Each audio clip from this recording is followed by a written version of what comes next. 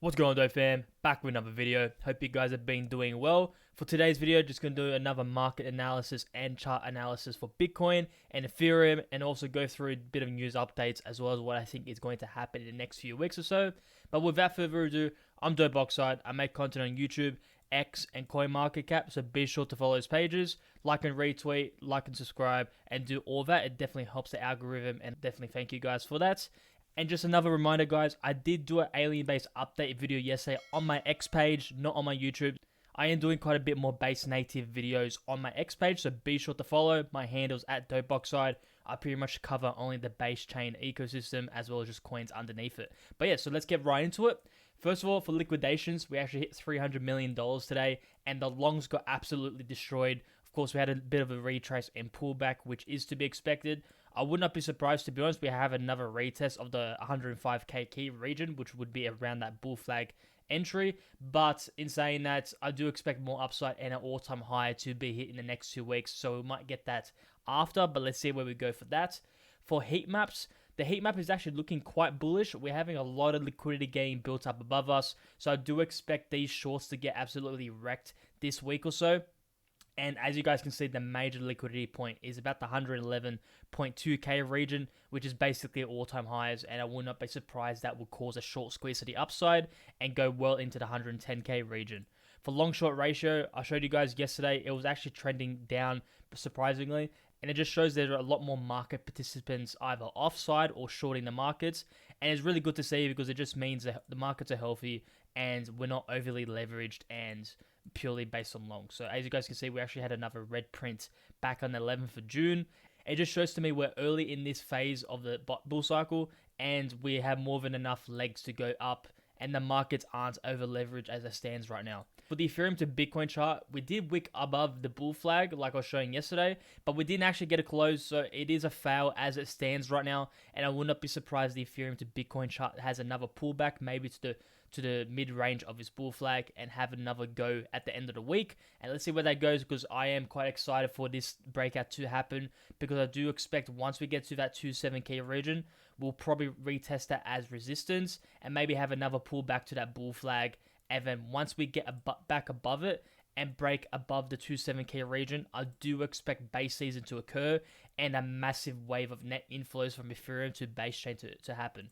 For Bitcoin, nothing much going on. We're just having a little bit of a pullback, and that is to be expected because we just had such a massive green candle on 9th of June. So I would not be surprised a bit of retracement to occur, but it's good to see that we're having a lot more liquidations happen on the liquidation heat map. So I would not be surprised end of week we actually hunt those liquidations and have an all-time high to occur. For the Ethereum chart, it's actually looking quite bullish and more bullish than the Ethereum to Bitcoin chart, which is interesting.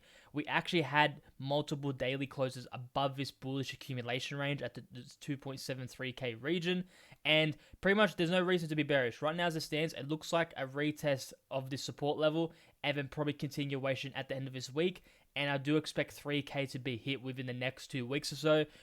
This will probably mean that the Ethereum to Bitcoin chart will also probably break out. So I would not be surprised in the next week or so, once again, that Ethereum will probably break to the 3k region and the Ethereum to Bitcoin chart will look more bullish than ever.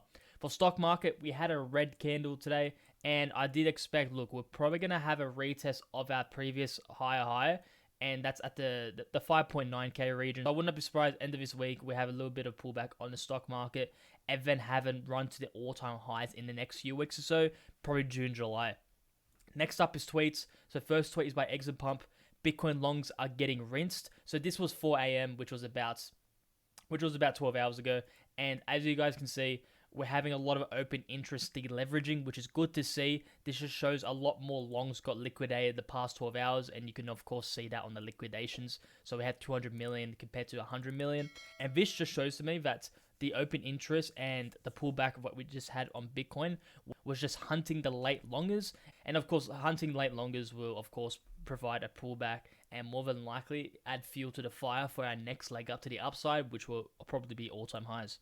Next up is Decodra. The next parabolic phase is closer than you think. Altcoins look absolutely primed for takeoff. So I've been monitoring you guys this chart and updating you guys quite often. And as you guys can see, this is the monthly chart. And it's looking like the next month, so July, will most likely print a green macro chain oscillator, which basically means the momentum is having a positive inflow into the altcoins, which of course help our base native token assets. It's really looking like it's bottoming out and we're having higher lows and higher highs. So as you guys can see, we're just trending and we've had a lower low recently, and more than likely we're just going to be printing monthly green candles on this oscillator, and that will probably mean that the green candles and the total market cap will have a nice little parabolic rise to the upside, and it's really looking like that 1 trillion level will be broken, and more than likely we'll probably head into the 2 trillion key region, which will be of course very bullish for our base native token assets. Next up is by Blunt's Capital. And this is just to set expectations and don't be scared of any pullbacks on the way. So Blunt's Capital, he does really nice charts on Elliott Wave theory. If I were to hazard a guess, I'd say Bitcoin recovers here, briefly makes a new high and fifth wave up to suck in all the breakout traders before we get a deeper pullback into mid 100s again. So as I was saying about the pullback to 105, and the pullback to 105 would be the retest of his bull flag. And he's just showing here, he will not be surprised that we briefly hit all-time highs in the next few days or so, and then have a pretty nice market-wide pullback into the 105 key region, and then continuation to the upside after.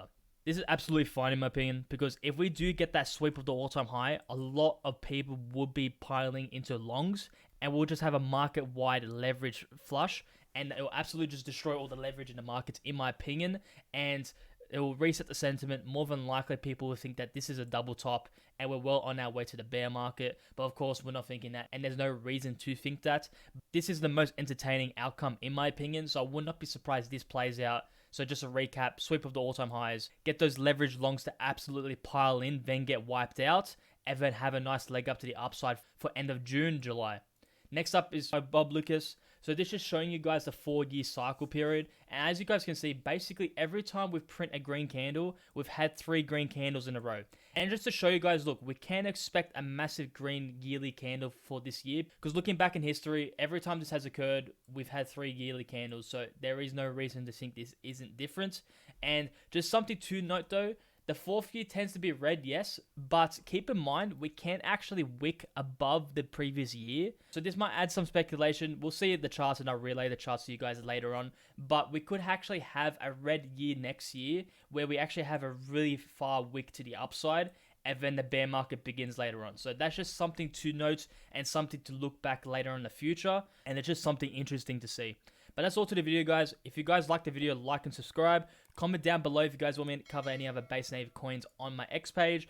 I will be doing more base coin token videos on my X page, so be sure to comment down on my YouTube video for that. But that's all to the video, guys. Have a good day. Have a good one. Peace.